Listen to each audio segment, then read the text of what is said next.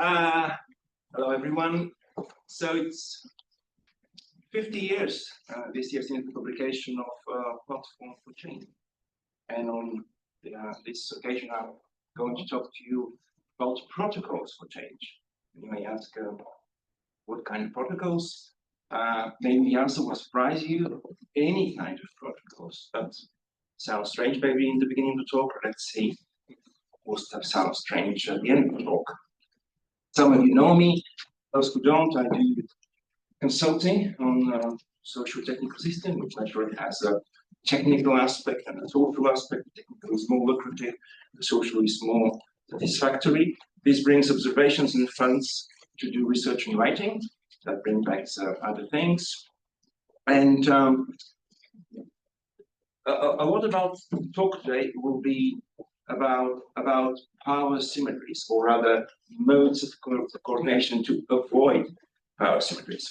And there is more power symmetry when you're given a talk. You on the position to change the slides, to go backward and forward, and the audience not. So let's eliminate that. You have the slides, you have exactly the same access as me. And the additional benefit is, if you see that at some point I'm talking about something boring, they're full of links, you can click on something and read something more interesting at the same time.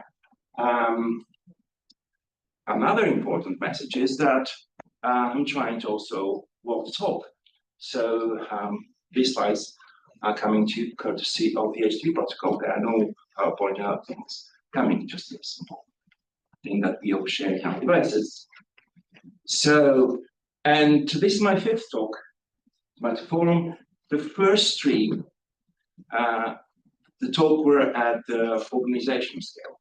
And then 2 years ago, it went to personal scale. Now, for the first time, I'm going to talk at the scale of society. Let's see how it goes. Wish me luck.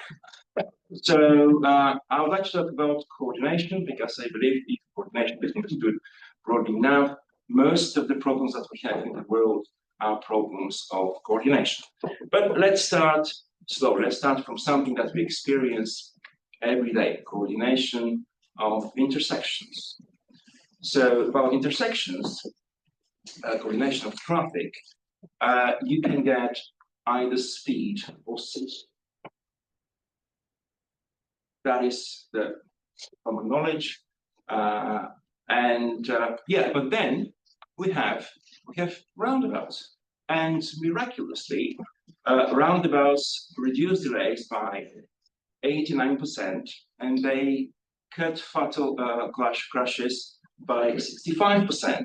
Welcome. So, how could that be? Well, let's compare them with the other two ways of coordinating intersections. So you have manual control, you have traffic lights, and you have the roundabout. Manual control is a centralized way where a person, based on the sensors and radio signals, is making a judgment. The traffic lights, there's a machine that would work with a wide range of regimes, from simple time sensors to more sophisticated with some adaptability, to smart sensors, and recent ones that even use AI. So a whole range of possible algorithms. That's an important thing for platforms, the algorithm. And then we have the roundabouts. So in the roundabout, you do not have person controlling, you don't have machine controlling, just the infrastructure, the built infrastructure, and the affordances. And the simple rule, yield to a circulating traffic, is creating a very good coordination. It is an example of distributed cognition enabled by a protocol and nothing else. So we can, of course, talk a lot about how it happens, and now we know, because of the success of roundabouts, they are everywhere. There are more and more roundabouts. Manual control is the only ever exception. And of course, they assume that the traffic is continuous when there are cyclists and pedestrians. Still, there are other modes of control. But I would like to use this very simple example to sort of generalize the modes of coordination in the following way. So the manual control, that is a general mode of coordination involving a leader. Traffic lights, I would say that is a general control using platform, and we'll talk later what is a platform. The roundabouts, that is something to exemplify protocol. Let's start with a very quick comparison. Now, the main thing which distinguishes protocols from platforms and leaders is the mediation itself. Now, everything is mediated. I think in the beginning of last century, Vygotsky said that every action is mediated. But here, in the leader and platform, there is an intermediary. And now let's go and compare it with a few other dimensions. So with leader, we have a single person or council that is the intermediary. With the platform, there's some social technical gatekeeper. Now, in recent years, people associate platform with digital platform.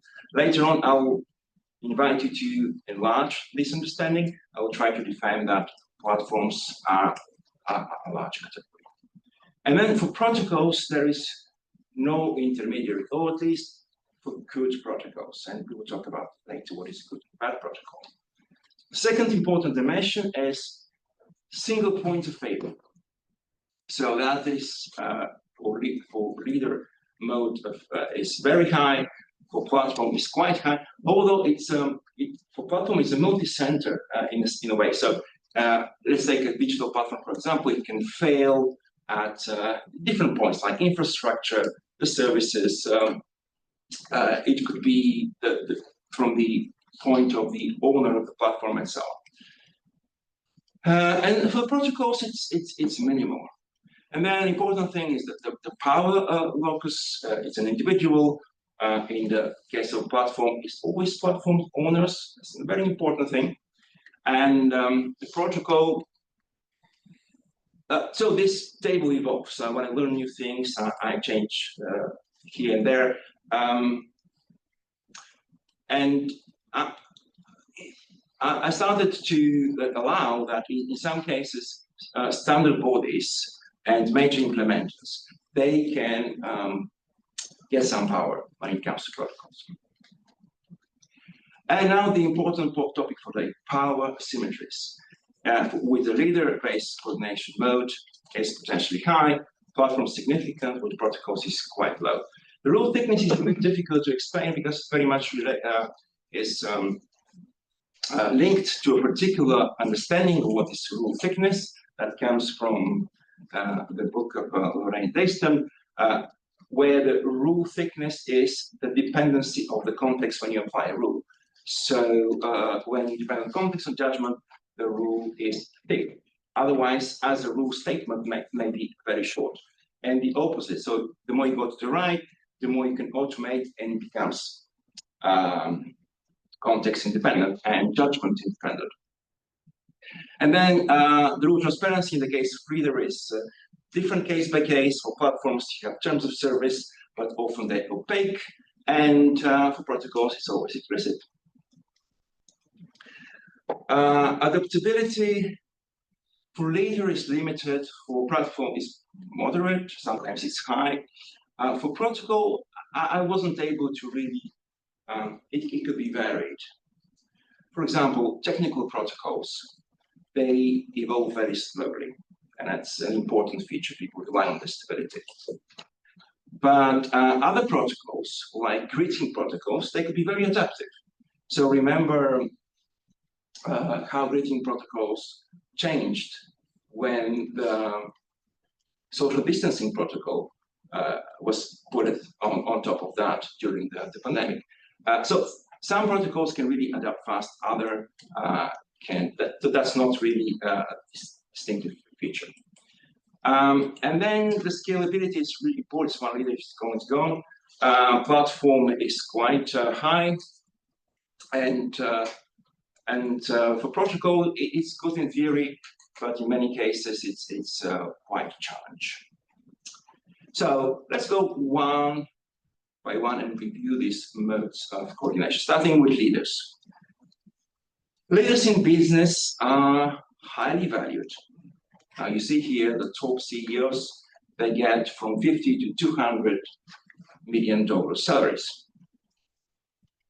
Also in politics, the amount of money that go to US election campaigns is enormous. It reached $2 billion. It seems that we always want to be saved by heroes, by special people. And some want to be saved by special people with a sword, other with a special people holding a pen. So we have this kind of maybe a bit simplistic archetypes of the one fox coming from Pareto based on Machiavelli. But when we all the debate is how to get better leaders, but not to discuss the shared premises of all elitism. And if you look closer, you'd see that this common desire to be saved by special people is inspired by fairy tales, fantasy stories, and action movies. So why don't we take the characteristics of these narratives and use them also for classification? It will be maybe simplistic classification, but I think it works pretty well. And so we will get this simple matrix. Let's go to every quadrant. So we have upper left quadrant, and therefore a historical example of somebody belonging to that as a leader politically, I would nominate Idi Amin. As a contemporary example, a random pick from the MAGA elite will be spot on. There is no need to do more. Then, if you go to the right, maybe as a historical example, Neville Chamberlain would be a good example. He was put in with a good intention, but I lacked strategic foresight to say that. Is that down to the bottom left? I would say Stalin. And then to the right, as an example from the near history from the same lands, maybe Gorbachev was a good example. As more contemporary, I would say just in the Arden. Now, what is common by all these examples? These examples are common by that they have always certain political, social, structural pressures, and they don't last long. For different reasons, we can discuss how Gorbachev happened, how it happened that Jacinta Ardern, after she showed quite impressive crisis leadership, she left post midterm. But we don't need to keep only with political leaders. Let's take Jack Dorsey, the founder of Twitter. So he created a world of free speech that inspired millions of people to go there and to believe this is possible on a platform. Then he was replaced with Parag Agrawal at some point this year, but that didn't change much. What changed the whole thing was when Elon Musk took over. So then everything that was remnant of Dorsey's ethos was gone very quickly. So why does it happen? Well, there are different explanations. One of them I like a lot is from this book, Dictator's Handbook. In fact, when you are this type of leader, you need support by various diverse groups, and it's very difficult to satisfy their interests. While when you're in other quadrants, you need just a small loyal minority, and if you keep that minority happy, then you can last long. But in some cases, it's not that that kind of reader will just step out or will be replaced. They themselves can evolve. I like very much this meme where from information wants to be free, for the same person in a few years it goes to, have you considered monetizing empathy? So that could be a personal evolution, that from that quadrant somebody could go to another. So for now, I'll stop with leaders. Later on, we'll go back to them when we see what can be done about it. Platforms. So what is a platform? I would suggest the following definition: a socio-technical intermediary that coordinates and governs interactions among participants. Now, having this definition, apart from, so that would right away apply to digital platforms. So we have Facebook that coordinates social interaction between people. We have Amazon that coordinates interaction between buyers and sellers. We have Uber that coordinates those that want transport and those that provide transport. But this definition allows something more to do. So besides digital platforms, some institutions are also platforms. And which institutions are platforms? That's not the best question. I think a better question is how much is an institutional platform? And I think this pattern should be applied to many things, because we are used to talk in crisp sets, which has all kinds of problems, including with budgeting. That's why now what is coming is an amazing book by Steve Molich, which had the pleasure to read and give feedback on the draft, about fuzzy business, and it's very much linked with what we're talking about, HBB and so on. But now let's focus, how much is an institutional platform? So I would try to show it with a simple diagram where when it's the center, that is 100% membership of that set. Then it gets less, and then at the border is 50%, and then less than that. So for sure, bank and notaries provide almost entirely only intermediary service. Then maybe you'll be surprised to see two other things which I have the audacity to call platforms: nation states and representative democracies. Churches, another platform. Then for university, it's on the border, and surely things like museum and hospitals are rather not platforms. Let's see why this is the case, exactly with these examples. Based on this statement that platforms provide intermediation, structure, and control. I packed a lot in this word, but let's unpack it a bit. So first, intermediation. How do commercial banks? Well, they provide intermediation between borrowers and savers, central banks, between commercial banks, governments, and the broader economy.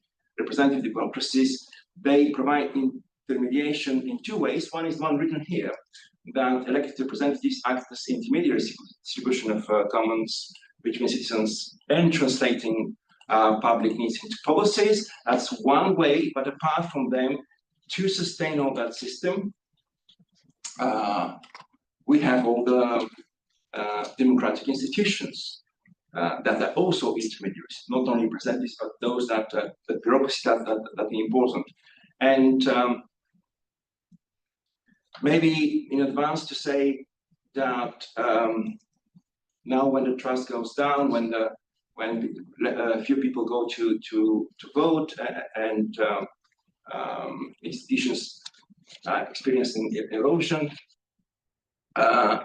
this might sound like, well, we don't need them.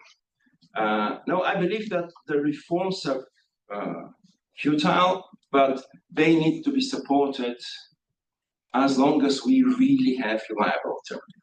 So don't take my statement as let's talk about. They have a very important role, but it's a historical role. It's time to move on. So nation states. The government acts as an intermediary between citizens and national affairs. It's very much how we decided to deal with commons, because we don't believe there are other ways. There are other ways.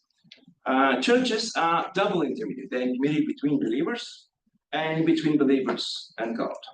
And we have digital platforms, I already said, that they connect users for social interactions or service providers with consumers. And now the other criteria, infrastructure and affordances. So, of course, commercial banks, they have branch networks, ATMs, and so on. Central banks, they have payment and settlement systems. Representative democracy, they have legislative frameworks, electoral systems, and bureaucratic processes. And nation states, they provide public infrastructure to enable service delivery and civic participation. Churches have cathedrals, chapels and altars, and digital platforms have their computing infrastructure. And then governance and control. Commercial bank, they have the frameworks or governance risks in compliance. Central banks, they have settlement rules. Constitutions is what representative democracies have for governance and control. And we have nation states that enforce legislation over a territory drawn by wars. Churches, they have canon law and ecclesiastical courts, and we have digital platforms which have terms of service at that time enforced by automated algorithms. So if you put the VSM glasses, you can see that certain societal system tools evolve into viable systems. And that is a quite common situation of pathological pieces. So let's move to the protocols now. For protocols, the best way to understand what's going on is this Whitehead statement. Civilization advances by extending the number of important operations which we can perform without talking about it, that they disappear. And because it disappears, we don't talk enough about these important things that made this advancement. We don't put enough attention to that. So let's make an experiment. Can we free one table?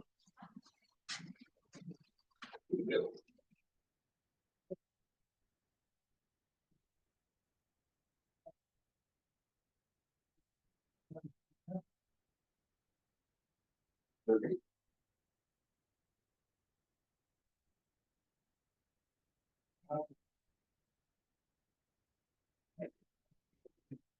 All right.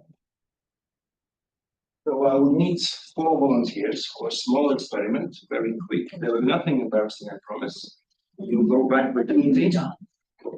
We did. Which one? If we're in the line, everybody steps back into the left. I didn't know. 2 more. Okay.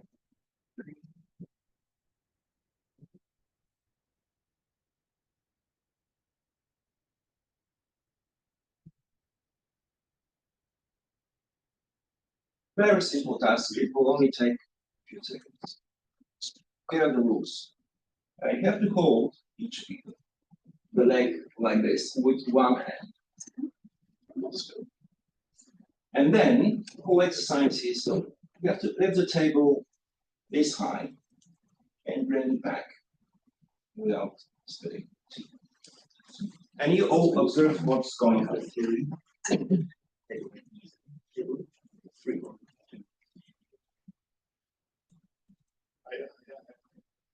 I can go back.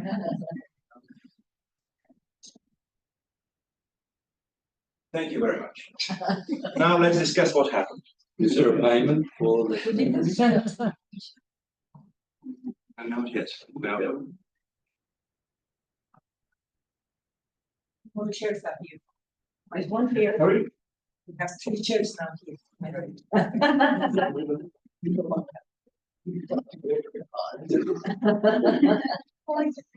So now what happened? These four people had to do something together. And it succeeded only because of a social protocol. One of them, Jonathan, said 2, 3, go. And that made the sync happen. Now let's see all the layers. So we have this social coordination, which happened with the protocol. But it works over a sensory motor coordination. So each of these four persons have dozens of sensory motor loops that were able to do that. It was a coordination of these coordinations. But that only happened because of another coordination. These people, they, with some hesitation, came in front together. Imagine if the fourth people will come in an hour.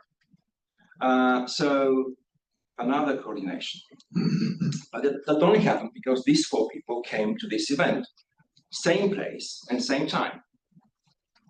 That was enabled by coordination tools. We had websites, the Metform website, the shared website, email, calendar, clock. All these things only work because of layers of protocols that we don't think about at all. Here's an example. Website is HTTP or HTTPS working over TCP, working over AP, and then depending on how you access it, other Ethernet, Wi-Fi, 4G or 5G. Then email is using SMTP protocol, IMAP, again over the same chain. Each one relies on the lower layer. Calendar dev is based on web dev, HTTP, and again, digital clock. I now put what would enable digital clocks, but for mechanical clocks, there are other protocols. So you see all these layers with the cherry of Jonathan 2, 3, go made this happen. But we live unaware of all that. Now, let's see what will happen if we give some attention to it. So what is a protocol? I'm not a big fan of definitions, but here are a few. Set of explicit or implicit rules that guide behavior and facilitate coordinated action. Another definition would be a set of rules, norms, incentives, and design affordances. There's a lot of urban protocols that we don't think about that work together to translate a potentially chaotic regime into a more orderly result. And the most enigmatic and the most parsimonious one is a protocol is an engineering argument, which will not have time to defend, but if you go to this source, you will see amazing essays on that. So here is just an example how a protocol lifecycle will go. I'm not going to go through it to have more time for discussion. There is a protocol guide where you can see certain attempts to put dimensions. For example, on the right is the systemic atomic hard soft, where you see things like physical greetings, Kyoto Protocol, or intermodal ship containers, which are a very important transport protocol, but we don't think about it in these terms. And if you want to learn more about protocols, I would highly recommend this free book, very recent work, which has some very interesting writings on different aspects, things like memory, things like tensions, things like bad protocols or Kafka protocols, and so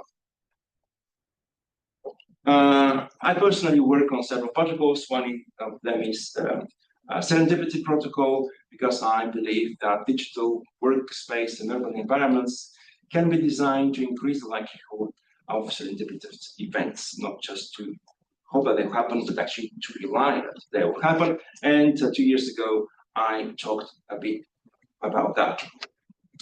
So far, there are 6 articles out if you want to check them out. But protocols, they're not lucky, because you see there is this vicious situation. When protocols work, they disappear. Out of sight, out of mind. You don't talk about them. That's why they're not something interesting.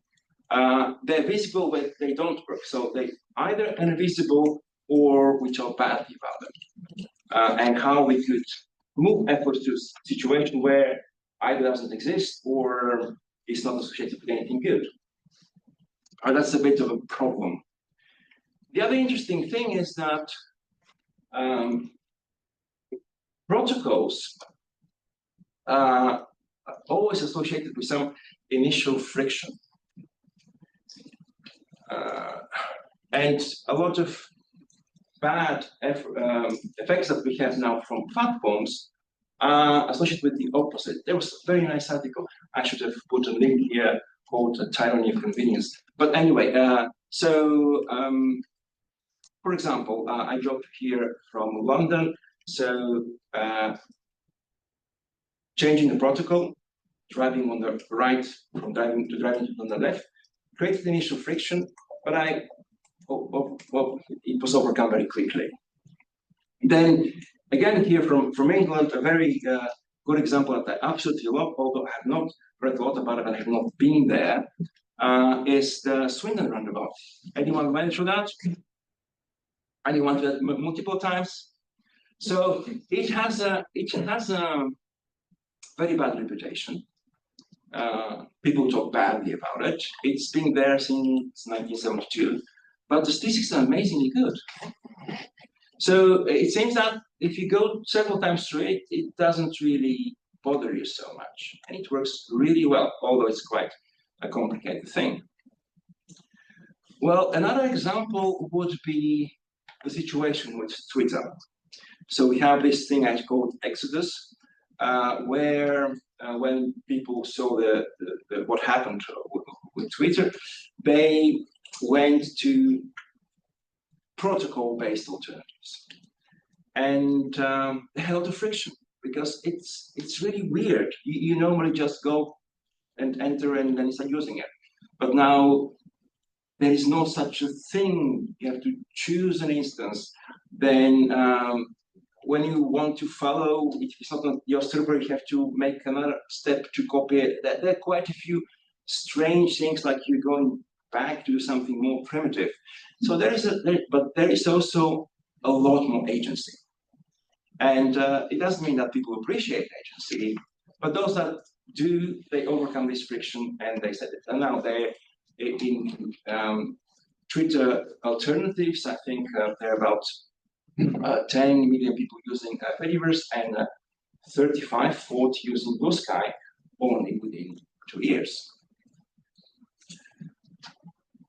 I would say that good protocols are autonomous. What I mean by autonomous, I think you're already into what I mean, but sometimes I use this tool called the constructor or etymology. And if it's an existing word, it gives the etymology. If it's not, it makes it up. So when I tried to read autonomous, the idea was that this actually means cautious self-governance. Well, that's not what I mean, but I found it very, very cute. What I do mean is a cohesion with minimum or no loss of autonomy. So, and I believe that good protocols enable cohesion with minimum or no loss of autonomy, and that statement I defended in that article with a lot of examples. So, autonomy and cohesion, it's based on the claim that viability and welfare of social systems depend on their ability to balance autonomy and cohesion. This is, of course, coming from the BSM. I extended it further in my first book, Essential Balances, and now even further related to technologies. And there is a series of things, if you're interested, you can read why. But also, here is my definition, which might a bit differ from yours. I define it as the action or fact of forming a whole or acting as a whole. And also, you can see it in some words, so like in the word unison and unity, that uni, the word for Latin word for one, is taking this static and dynamic aspect. In the VSM, you can see them in some cases separated. Here, I see it as one thing. And here again, in these two things, I explained why. I'm not going to, I think you are well aware with that. So good protocols are autonomous, and because all cohesion mechanisms, they impose some constraints, protocols, good ones, they increase autonomy and agency of the coordinated participants with a minimum loss. So they provide cohesion and they reduce a bit of agency because you have to follow the protocol, but by doing that, they amplify your variety and they increase your agency. Again, some things that go more into detail. It doesn't mean that they knew of power asymmetries. They can still happen. But when they happen, there is a way to resolve them. And now we have very good historical examples with that. There were some power asymmetries that happened with Ethereum protocol. People did not agree in the way things were going. There were certain influencers that took some. And then to resolve that, they made the so-called hard fork. So because everything open source continued its own way in 2016, and people kept the value of their money using that. So this was again exercising autonomy in a essential way. By the way, there is something interesting here also, connection to Jacques Rancière. He had this idea of essential democracy. Similar thing happened with Bitcoin twice, hard forking, which means no backward compatibility. It goes on its way, but you don't lose value. And you can see that as a mitosis, as a way cells, they split the chromosomes and then they become two. So the mitosis that is happening through S2, the next fork goes and around it is a whole new viable system, which is an interesting thing to think about. That is very much related with the general principle, which is known as credible exit. I would call it low-cost exit or no-cost exit, I don't know what it's called, but it's how it is known. And it's already available in many protocols that we use. So there's so many things that we only now start to appreciate. Let's start with the protocol like DNS, domain name service. So imagine this was just a simple idea to decouple network addresses and domain names, but enormous effects. Now host providers cannot trap you. You can just go to another and remap it. The same with email, with Git-based systems, with Fediverse, with Blue Sky. The last one is publishing platform using the same principles. So that's all I wanted to just describe a few characteristics of the leader mode of coordination, platform mode of coordination, and the protocol mode of coordination. So, and the question might be, can we replace our ecosystem platforms with protocols? A reminder of this comparison, because it could help to try to answer this question. Historically, there are quite a few attempts.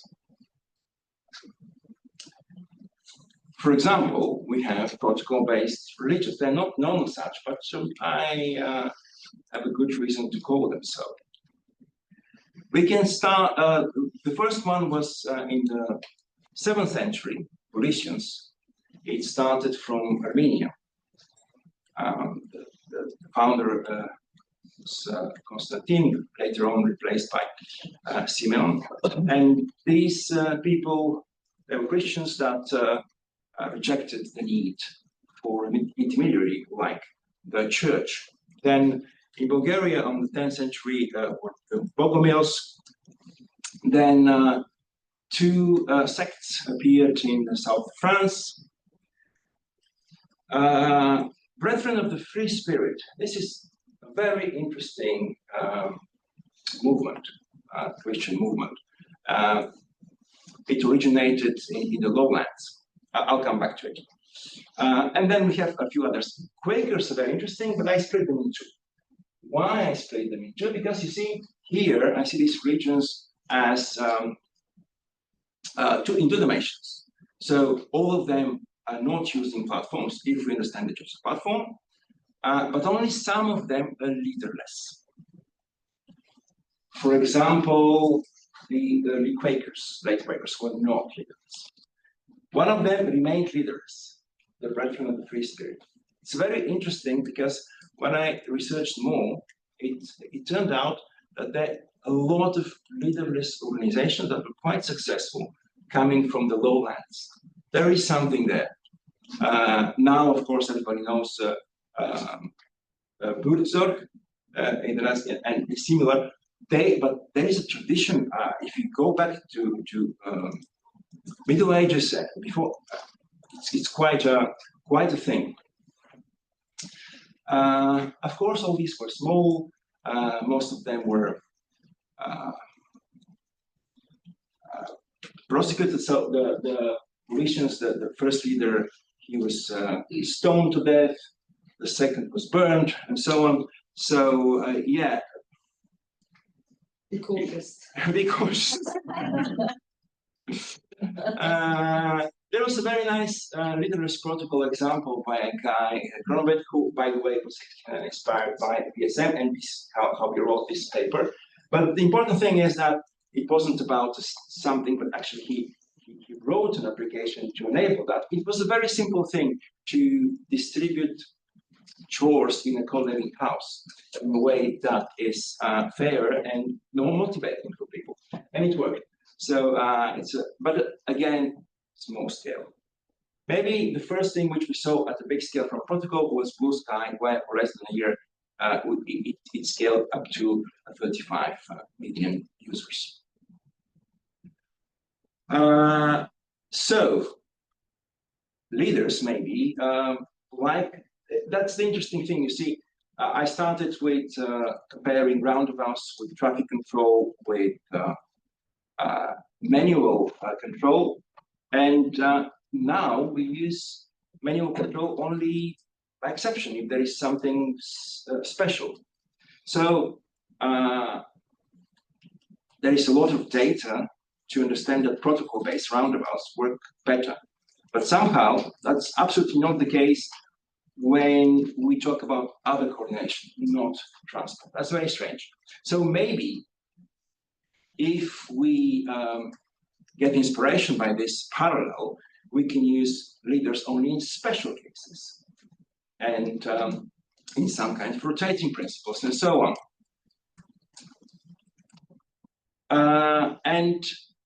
But the evidence is that protocols work quite well as platform alternatives.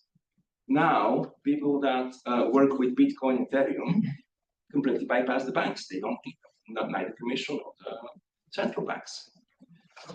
Social media platforms like ActivityPub and AT Protocol, Blue Sky, these are protocols. They can allow agency for their users.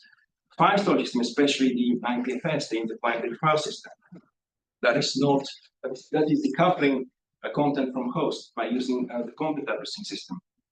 messaging platforms like XMPP and Matrix. And now a few observations that maybe in the beginning you don't see why they're so much related. To see in a more in a wider ideological sense certain coordination paradigms. So if you get the Marxism, every time it got the chance, it turned authoritarian. Now, if we just examples of those that have claimed for egalitarian regimes that don't have powers. Anarchism, it never got a chance. Why it never got a chance? Because in the beginning it was fine, but then from 1991, when certain terrorist assassinations were associated with anarchists, it had a very bad image. So anarchy was not what it actually meant, but is associated with chaos, with killing, just because they practice something called the propaganda of the deed.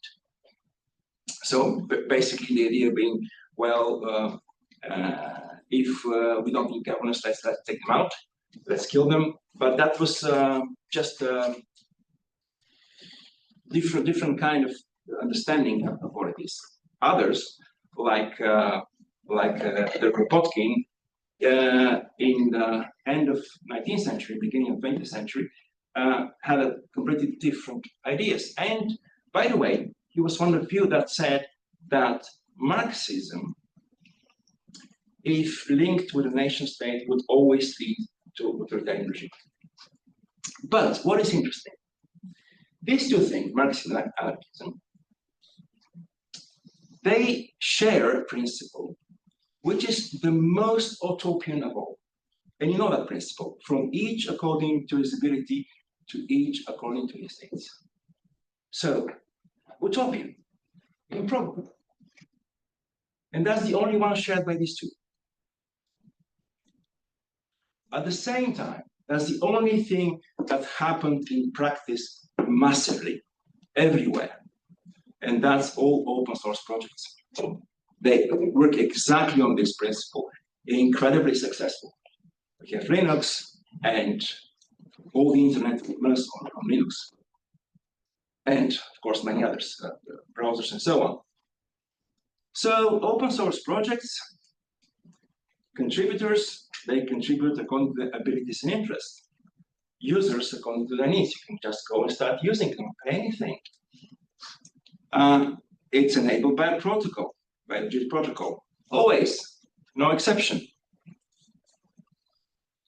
Now, if I give the floor to my internal voice, it will say that's not quite the case, because in fact, this is because there is a constant external energy supply.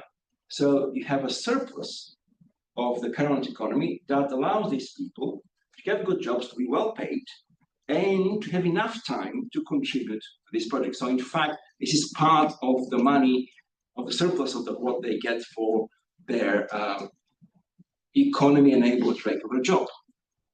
So, and you would see that energy supply in terms of employer-sponsored time, corporate and foundation funding, infrastructure subsidies, and academic and non-profit grants. But here's a counter-argument. Open source projects are commons, and they should be financed as commons. I have no idea why none of our taxes actually go there, and so many people are using them. And so we talked at some point about coordination layers when we made this example with a demonstration with a table. Now, let's think about coordination levels.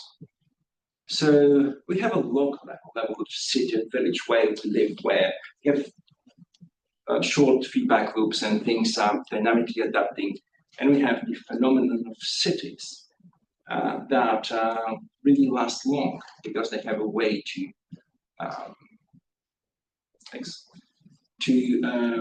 adapt while growing. And then we have nation state level and we have a global level. So do we really need nation state?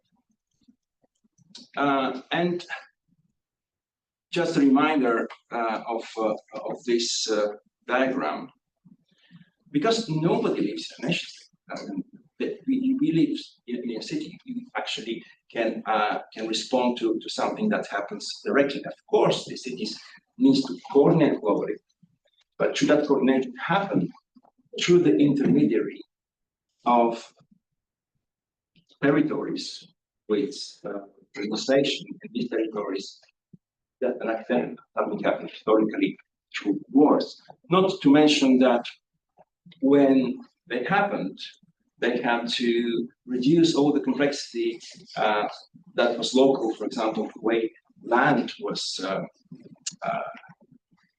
used into something that was simple to administer.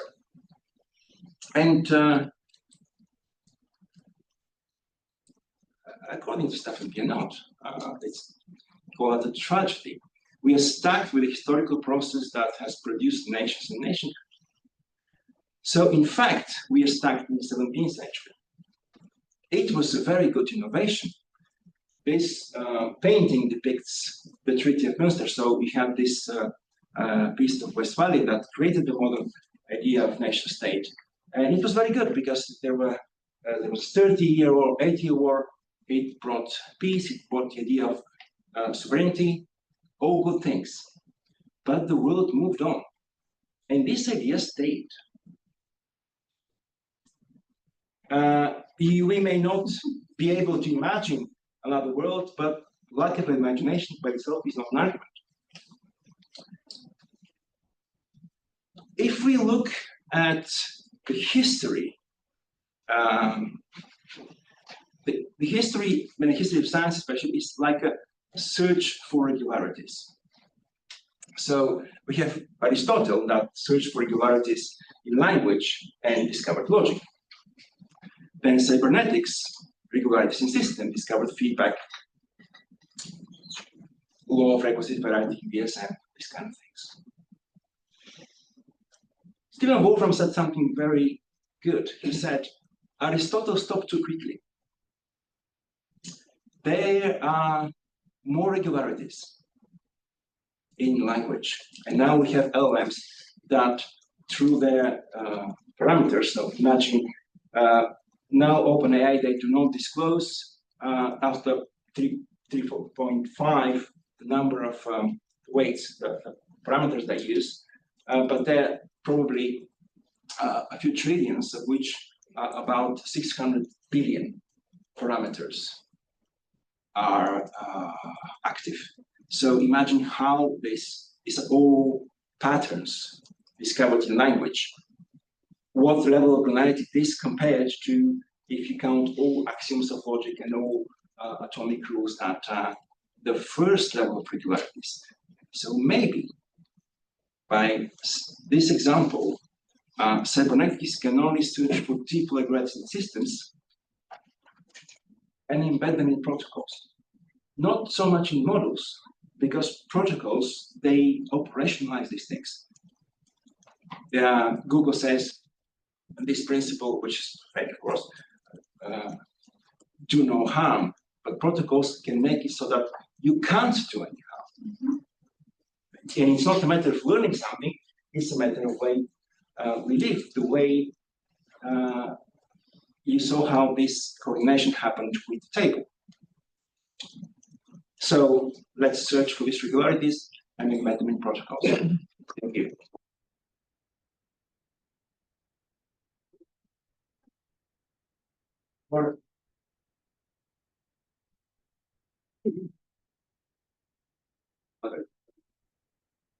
Wow, questions. 4 minutes. 4 minutes. We can continue later. Okay. Yeah. But that's now, we can 4 minutes. Okay, so very quickly, bad luck. You talked about protocols not being able to be seen. Okay. Can I make a suggestion, even if you agree with it or disagree with it? That it depends on where you're looking. If you're in a system one and you're constrained by the protocol, you're very conscious of it. If you're a student, you know the timetable you've got to go through. If you're looking at from system 3, you're only a first order observer. You can only see emergence coming up of the result. You can't see the protocol. And if you look at, going back to society, we create rituals so that we can see the protocol. So if you look at a primitive society, they will often have a ritual where the men dress as women and women dress as men to show this coordination between the two. In fact, you don't have to go to a primitive society. In England, we have a pantomime where all the men dress as women, and or not all of them, and the women dress as men, and so on. So we actually create a ritual so we can see the protocol. Thanks, that wasn't the question. Very good contribution. I don't have to anything. That's also what protocols are. Just not anything. They work by themselves. Yeah. How do you deal with protocols that lack requisite variety? As a pedestrian, for example, a roundabout is not very useful. That's yeah, but that's applies to everything. We have a lot of very bad protocols. There is not enough attention to improve them. And when I gave the example of the roundabout, it works with the homogeneous traffic, but indeed it wasn't good. It's not good if there are, apart from vehicles, also pedestrians and cyclists. Yes, but I believe that if there is enough experimentation and effort put in that direction, we'll come up with protocols to deal also with that, to have the requisite variety. There are so many so bad protocols that don't have. Yes. Yeah. Yes. Ivo, do you have any favorite potential protocols which would make massive social change in mind?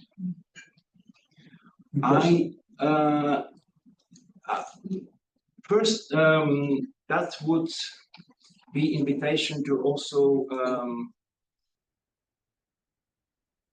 make sort of a recipe. Things are very messy. We don't know what will work. In that sense, when I said that we are stuck in the 17th century, I meant also that there is not enough social experimentation. Now, there is a good reason there is not enough, because some social experimentation would be quite dangerous. So how can we do social experimentation without doing much harm to people? That's a very important question. But otherwise, we're not able to discover new forms, new social protocols. So to answer your question, when I say that we do not need a nation state, of course, I would like to imagine a big network where we have only cities that have all kinds of protocols to enable the interaction, like trade interaction, financial interaction, people moving, social security, all the treaties, diplomacy, and so on, which currently are between 300 countries, but they have to be between 80,000 cities, which seems like a very complex task, but now we have the technology to enable that. And it will not happen in a day, in a year, in 10 or 20 years. But I do not see the effort to start in that direction. We are still happy with the representative democracy that elects non-democratic leaders, because that's what we have, that's the best we have. Yes, that's probably the case, but who is working on something better? So is that happening because we don't have the protocols that you're imagining, or is it happening for something else? We need to understand why that's happening, why people are electing. I don't know why this is happening. I just see the potential of things which can increase participation in agency, and we don't get enough attention from scientists, engineers, and others that try to reform existing ways of coordination that are sort of failing. Instead of putting more efforts, there was not even a thing called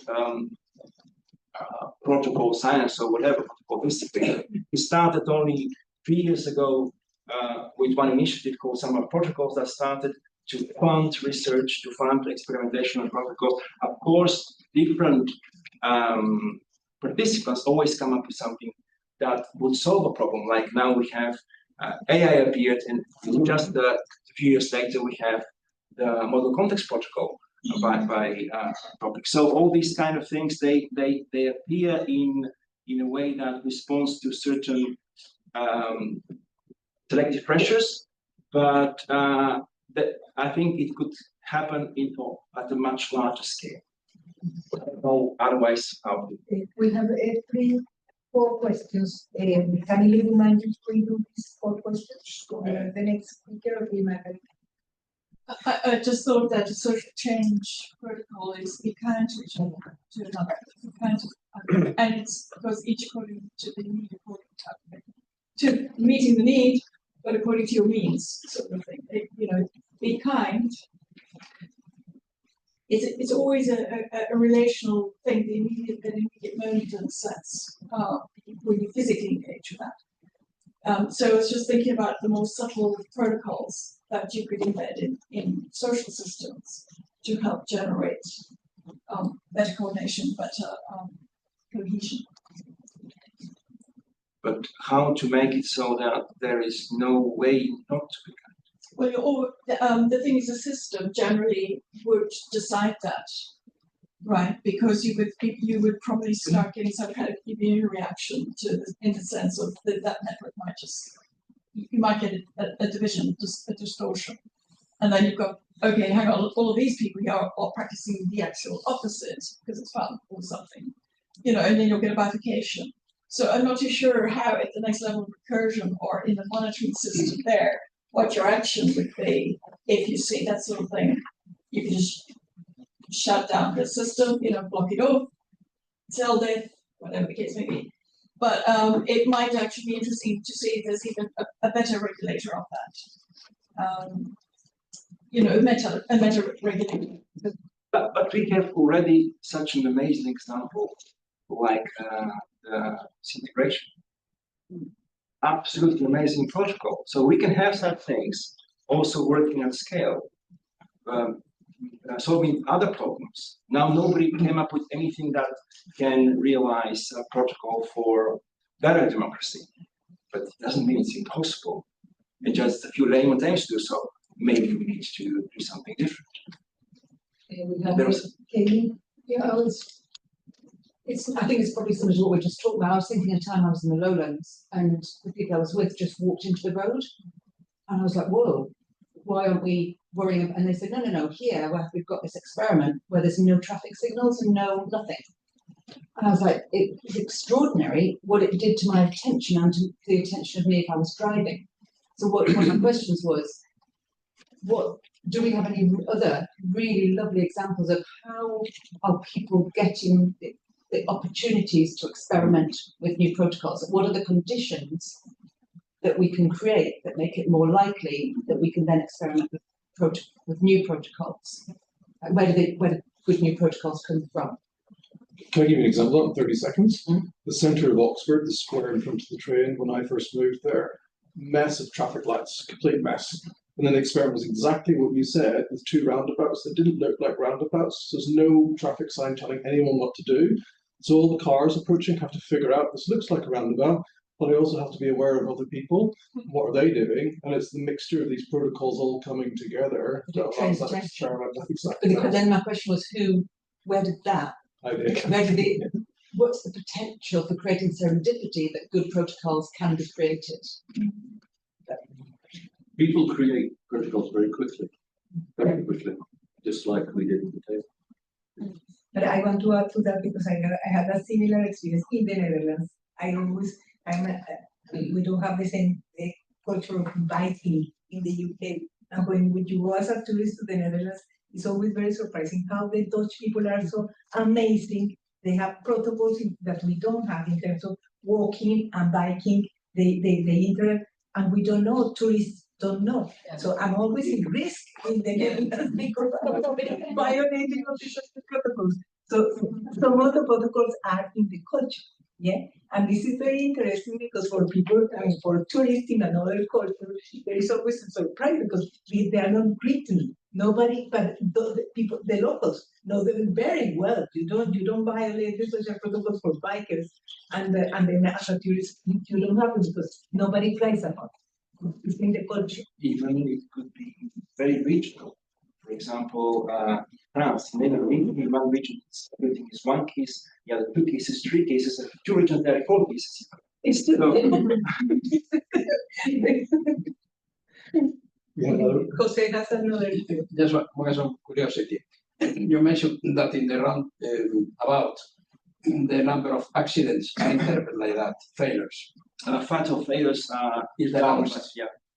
Is that real? So is that based on some? Everywhere there's a link, you can documents? go and see the statistics and. So it's true. Yeah, Because 65%. we also have the doubt. 65%.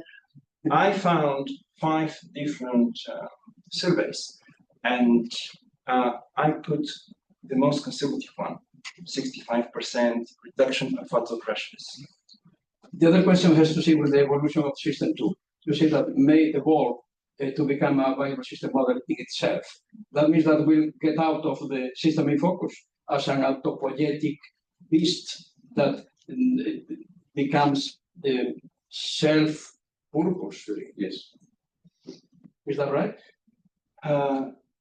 You have to see that as this need, evolutionary need for coordination, which was like a society system too, and that evolved, it attracted different energies to become a viable system, which reduces the overall agency for the participants. So if you can get rid of these viable systems and go back to use them only as system twos with new protocols, then we'll live in a better society. But will be a kind of entity that a kind of emergence entity within the system in focus. Okay. Because it will have, if it's a viable system model, we have all the components. I can give an example of that, because I work with you defend this. They were trying to. Because we already have, when we do it outside, Sorry. taking time of. Sorry, Jonathan, and sorry, Brian, we are taking much of the organization, but Because they couldn't. let's continue this conversation in the group. Two announcements, two comments. The first one is, one of the things we aim to do, sorry, Jonathan. One of the things we aim to do tomorrow, by the end of the conference, is to create and continue some of the most interesting conversations as special interest groups. So I think that this may be a really interesting conversation to be continued, and tomorrow we will explain how to do that. The second one, I want to know how many of you are wanting to attend the masterclass in the afternoon, because we may need to switch groups. This has been very uncomfortable, and I apologize. We didn't realize that. Well, I imagine that many people will be coming today, but we mixed the rules. So would you please just raise your hands? Who is coming to the masterclass? Okay, okay. Well, in that case, I think that we may need to switch groups. So we'll do the masterclass in the main room. Okay. I will announce that for online participants. So those staying here with Camilo, Camilo.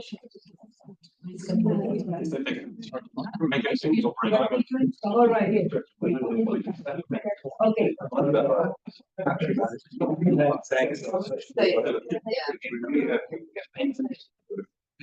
They're online. They're online.